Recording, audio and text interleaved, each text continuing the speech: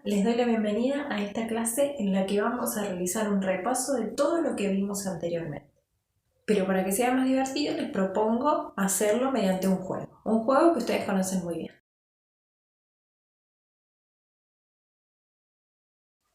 Lo que yo voy a hacer ahora es una breve síntesis de todo lo que fuimos viendo en las 3 clases anteriores sobre el género dramático y para realizar la actividad ustedes van a tener que prestar atención. Cada uno de los puntos va a estar señalado con un tripulante. Lo que tienen que hacer ustedes es descubrir al impostor. En la primera clase vimos la diferencia entre el género narrativo y el género dramático. Lo hicimos mediante una actividad que consistía en que ustedes miraran un video de una obra de teatro llamada Perfectos Desconocidos y también leyeran una sinopsis de la misma obra.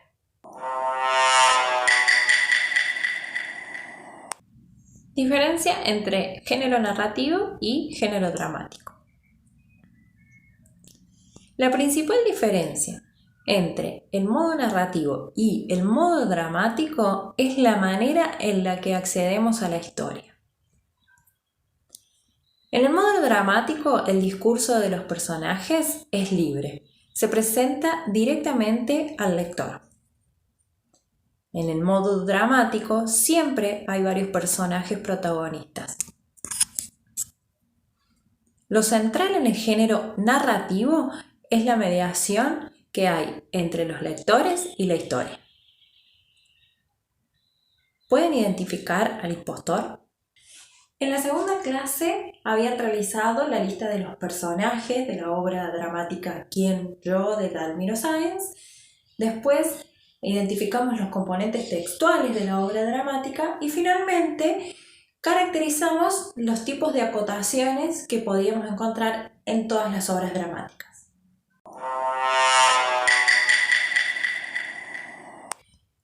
Componentes textuales de la obra dramática. La dramatis personae y las acotaciones son componentes textuales de la obra dramática.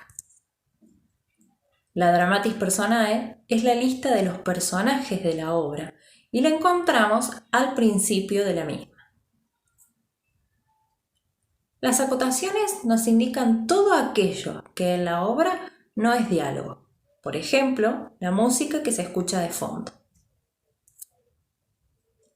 Las acotaciones personales nominativas siempre refieren a los personajes que hay en la escena. Las acotaciones espaciales refieren a la iluminación, al decorado y los accesorios que se ven sobre el escenario. De apariencia y de expresión son acotaciones personales corporales. Las acciones a realizar, por ejemplo, caminar, comer, se expresan en las acotaciones personales operativas. ¿Pueden identificar al impostor? El viernes, en la clase 3, vimos la estructura del drama, es decir, aprendimos cómo se construye toda obra dramática. Como actividad, ustedes debían terminar de leer la obra que veníamos trabajando. Estructura dramática. La estructura dramática se divide en inicio, presentación del conflicto, desarrollo o nudo y cierre. Hay 4 maneras en las que se puede presentar el conflicto. Observar que hay 2 fuerzas en pugna es una de las maneras en que se nos presenta el conflicto. La presentación del conflicto puede aparecer de manera explícita o también puede estar implícita. En el desarrollo de la acción dramática, el conflicto avanza hasta llegar a un duelo decisivo de los personajes. El problema planteado en el desarrollo de la obra se resuelve en el desenlace de la acción dramática. ¿Pueden identificar al impostor ahora?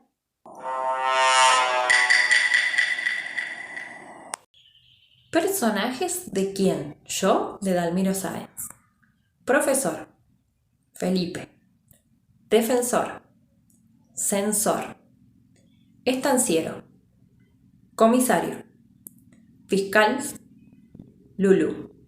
Ahora, ¿pueden identificar al impostor?